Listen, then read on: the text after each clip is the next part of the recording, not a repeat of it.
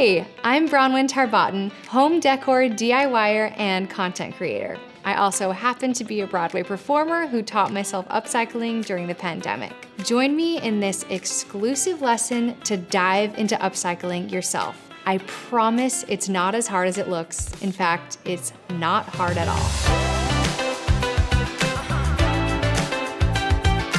In this class, we're going to be making a modern sculptural piece of art using an old frame and foam. If you haven't seen a lot of these before, I definitely suggest looking them up. You can Google sculptural art and it will pull up a bunch of different people doing it in different styles. I was just really attracted to these online because I love things that are neutral colors, but also sort of play mind games with like shape and texture. So we're going to create this piece that has an incredibly high-end look using craft foam and like a really ugly frame. For this project, the most important thing is that you have a frame that's deep because we're gonna be stacking multiple layers of foam that will go inside it. We have our frame. I have my bathroom rules. The next thing we need is our foam. I am using sheets of foam that I got at the craft store.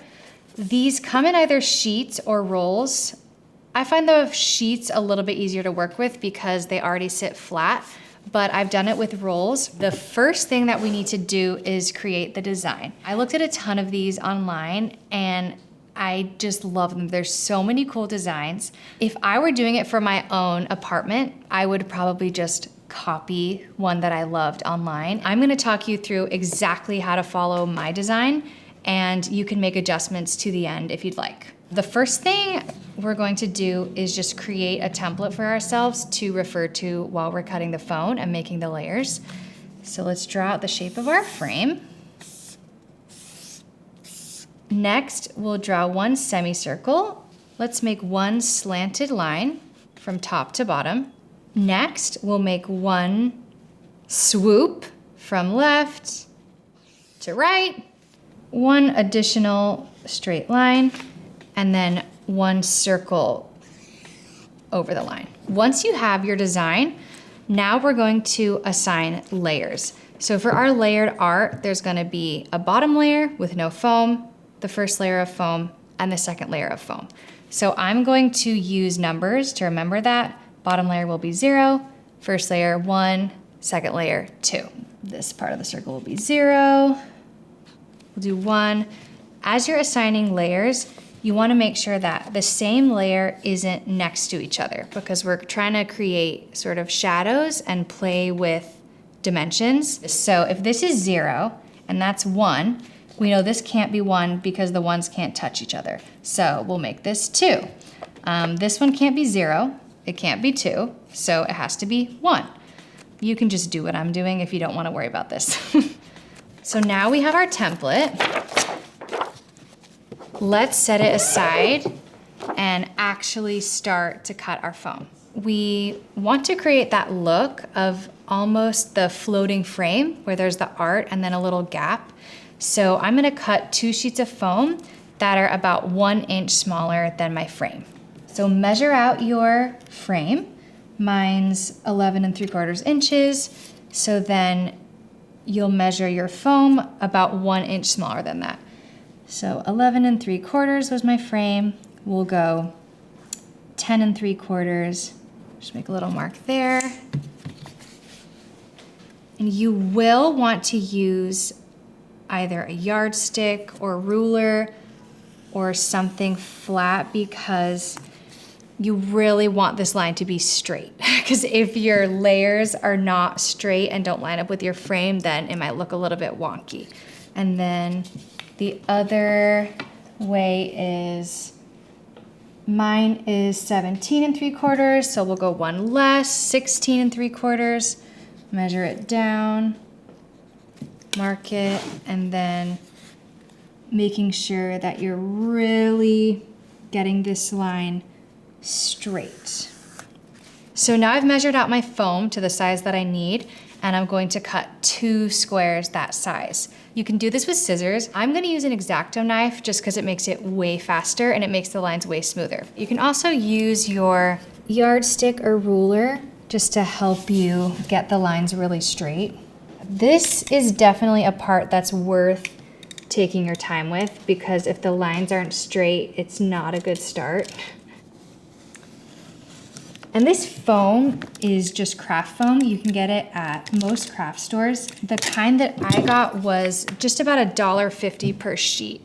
So you should be able to get all the foam that you need for definitely under $10. Let's check how it looks in the frame. That just sit right inside the frame, and there's a nice gap. Now we are ready to trace our design. You might think I'm cutting things in a weird order, but I promise if you just follow along step by step, it's gonna be the easiest way. So now we're going to trace out our template onto our foam. This is where you wanna take a little bit of time and make sure that those lines are really smooth. Let's start with our half circle, then go for our diagonal line, then our swoop, then our one extra notch, and then our circle. I do not trust myself to draw circles, and we want this to look really clean. So I would say hunt around your home, find something that is a circle that you can trace. So you can use bowl, cup, bucket, anything you have around. So I'm gonna use this bucket. So let's trace out the circle. And it does not matter that we're writing on this foam, because we're gonna paint over it at the end. Now we have our lines drawn. I'm just going to remind myself of the numbers. So I'm just copying directly, 0, 1.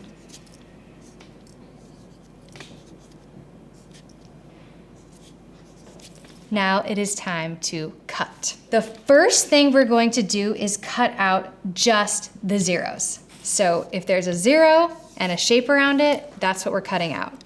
You wanna start in the inside and go to the outside. If you're doing an X-Acto knife. With scissors, you'll have to go out to in.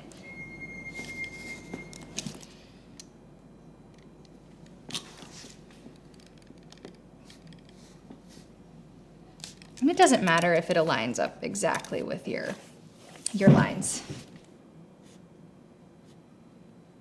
I don't wanna cut too much, but I don't wanna cut too little. There we go. So we got our 1 0. Let's do our other 0. This one's definitely the hardest, but it gives a really cool look at the end.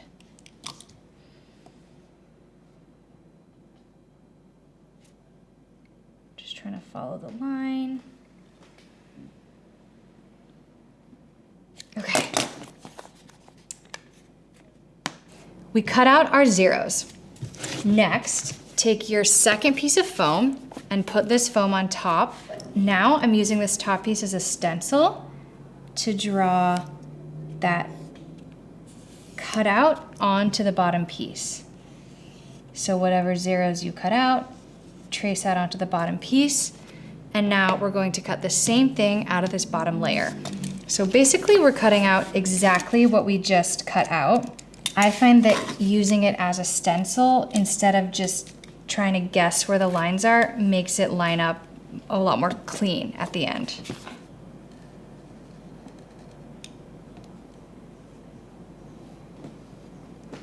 So now we have our bottom piece with our zeros cut out. That piece we're gonna leave as is. Let's go back to our first piece of foam.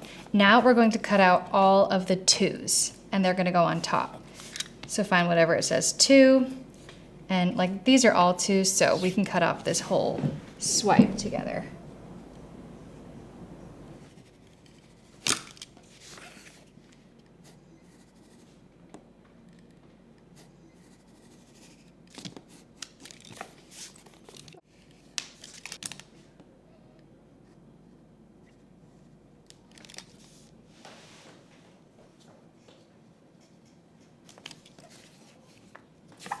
Last one.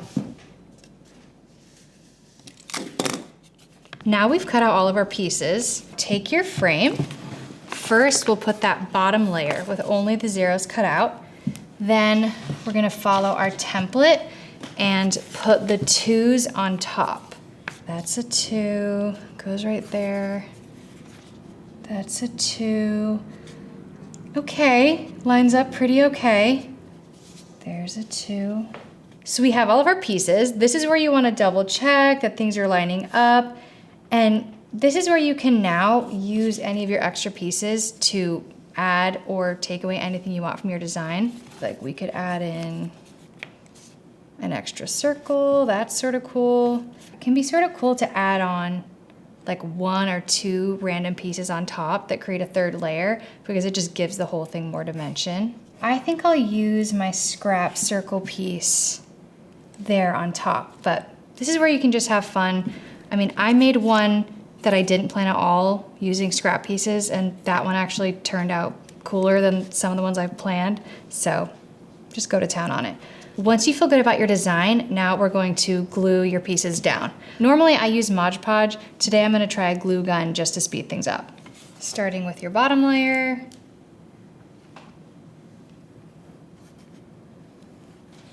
And this can be messy, it doesn't matter. I recommend not using a glue gun because the Mod Podge you can make adjustments as needed, whereas the glue gun, like once it's on, it's pretty stuck. Another thing to note is I'm gonna be painting my whole frame, but if you don't want to, you can tape it off beforehand and just paint the inside. Yeah, and when you're laying your shapes down, the goal is for things to sort of line up and create that optical illusion. And if your cuts aren't exactly straight, like you can just trim them before you glue to make that line happen. Wait for the glue to dry, and then we are going to paint. You want to make sure that your pieces are definitely secured down and that the glue is dry so that things don't slosh around while we're painting. I'm going to be painting my frame because I'm going for like a monotone color. My frame is pretty rough already, so I don't need to sand. If your frame is super glossy, you might need to give it a little bit of a sanding so that the paint will stick. If you did this on top of a glass frame, then you want to mix your paint with baking soda so that it will stick to the glass. You can learn all the details in the world on that in my ceramic effect class. My frame doesn't have glass, so we're gonna paint right over it. Picking paint color, I'm going for sort of like a stone look. I've seen these done in white, tons in white, and like a taupe. You could do it in black, so let's just go for it. You might need to do 2 coats if your base frame is really, really like bright. Yeah, so this is when it really starts to come together. Yeah, so really get it in all the creases. Sort of create the brush strokes so that if it dries like that, it's in a way that makes sense with your shape. Let's do the frame.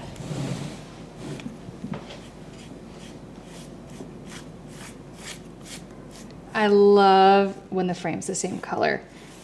To me, it just completes the whole thing. It looks very different than our bathroom art. So this frame is dark, so once it dries, I'll just go back and touch up any parts that need it with a second coat. My frame was $8.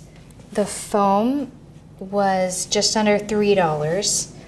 I had the glue and I had the paint. So this whole project cost around $10, which to me is insane for the way that it looks. So now we have our modern sculptural art piece. So go try it for yourself. I cannot wait to see what you make. You made it to the end. I'm proud of you. Don't stop now. Click on the link below to finish this project and try some of my other DIY home decor hacks. While you're here, why not subscribe to Skillshare's channel for more tutorials like this? Thanks for watching. If you enjoyed this video, feel free to like and subscribe to stay up to date on all of our latest videos.